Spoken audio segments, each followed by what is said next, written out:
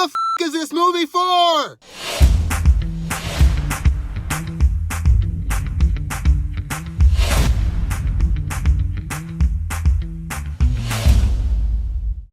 Hey guys, it's your boy APT Songs here, back with another wonderful movie review, and this time is for the movie Dora and the Lost City of Gold. So, I've been seeing previews for this movie for a few months now, and I kept thinking to myself, who is this movie supposed to be for? For those of you that don't know, this movie is based on the TV show for kids, Dora the Explorer, specifically for preschoolers, whereby this young Latina girl teaches kids how to read maps and how to, do elementary school style stuff. But the movie that they made stars a Dora that is in high school. And so she's like, I'm guessing 15, 16 in this movie or whatever. And so as I saw the previews, I was like, who is the audience for this supposed to be?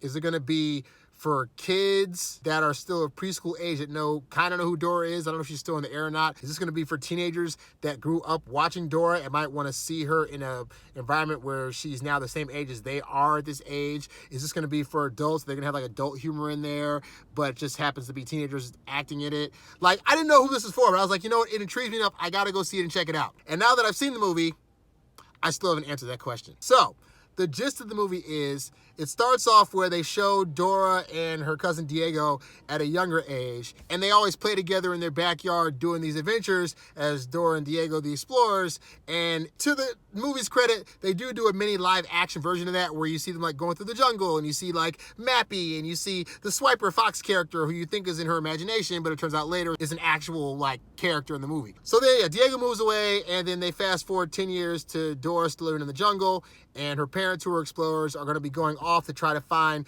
this ancient secret city. And so because they're going to go at it by themselves, they want to make sure Dora is safe. So they tell her she's going to be moving to the city with Diego to go to school in the city, which is in California. And of course, this is where the whole fish out of water comedy stuff comes in, where it's like, Dora's been in the forest this whole time and has been homeschooled. So now she's in a high school, and they do the standard thing where like she's acting like her Dora self, like, hi, I'm Dora the Explorer. Hi, nice to meet you. Hi, how are you doing today? This is my backpacky.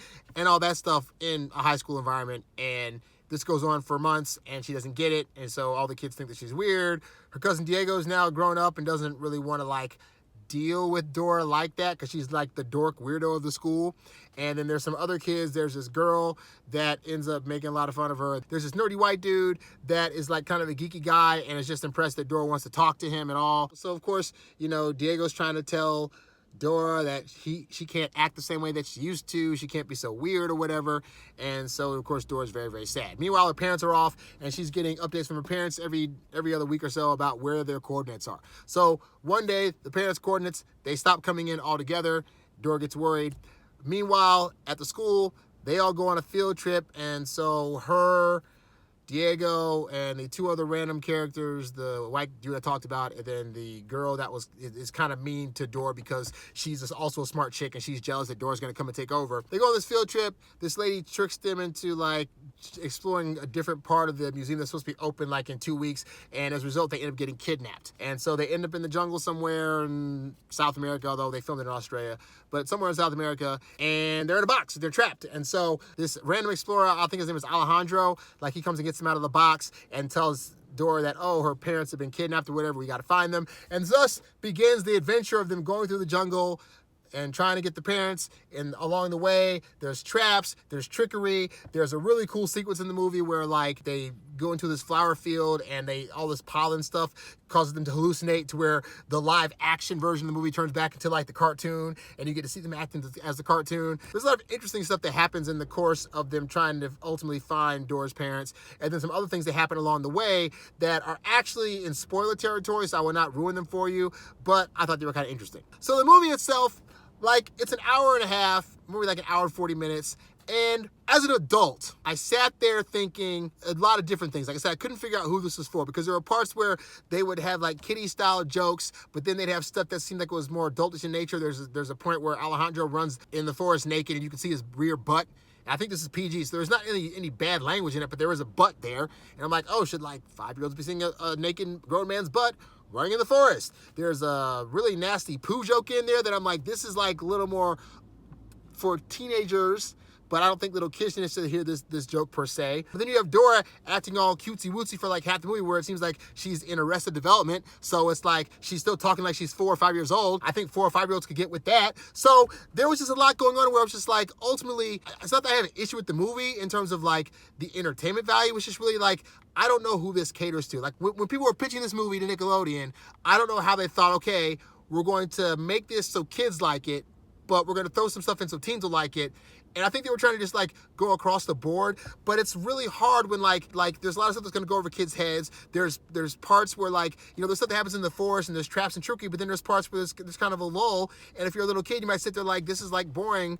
Why am I sitting through this part to get to other parts? The danger threat level is not so high that a teenager would be like, oh, they're gonna ever get out of this. But when they are going through threatening stuff, it is entertaining enough to be like, oh, like this is interesting to watch in terms of like, oh, there's arrows being thrown at people and there's, you know, statues that are falling and crumbling and things like that. So in terms of if I'd recommend you see this in the movie theater, honestly, this is like one of those movies that Nickelodeon could have kept on TV. Like if you just happen to be passing by the TV and this comes on, it's entertaining enough to keep you busy with your eyeballs for like a good hour and a half. But I don't know if I'd recommend you pay money for it. And it's not like I said, it's not entertaining. Like I thought the woman that played Dora was great. I know in real life she's like 21, but in this movie she looks and sounds like she could be old enough to be either 15 or 16 or whatever. The people that play her parents, Eva Longoria and Michael Pena, I thought that they did a decent job as parents that were like admittedly irresponsible for leaving their daughter behind, but they seem like parents that could be caring and kind and also like kind of funny and kind of corny as parents tend to be. I like the people that played her best friends.